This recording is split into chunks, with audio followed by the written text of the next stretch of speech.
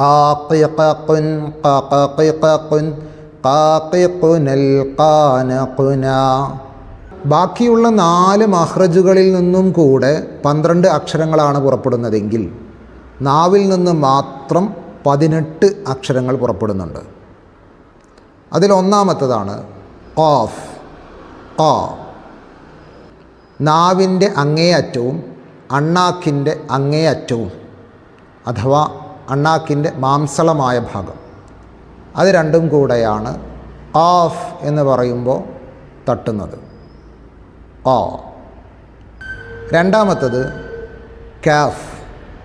നാവിൻ്റെ മുരടും മേലെ അണ്ണാക്കും. അണ്ണാക്കിൻ്റെ മാംസ അസ്ഥിയോട് നാവിൻ്റെ മുരട് ചേരുന്നു. കാഫ്. കാക്കിക്കുൻ കക്കിക്കുൻ കക്കിക്കുനൽ കാനകുന. നാവിൻ്റെ അങ്ങേ അറ്റത്ത് നിന്ന് പുറപ്പെടുന്നത് 2 അക്ഷരങ്ങളാണ്, ഖാഫ്, കാഫ്. ഖാഫ് എന്ന അക്ഷരം മലയാളത്തിലില്ലാത്തതാണ്. അതുകൊണ്ട് തന്നെ മലയാളിക്ക് അത് നന്നായി വൃത്തിയായി പറയണമെങ്കിൽ തീർച്ചയായും പ്രാക്ടീസ് ആവശ്യമാണ്. കൂടുതൽ ഖാഫുള്ള അക്ഷരങ്ങൾ പരമാവധി മഖ്റജിൽ നിന്ന് തന്നെ പുറപ്പെടാൻ ശ്രദ്ധിച്ച് പറയുക.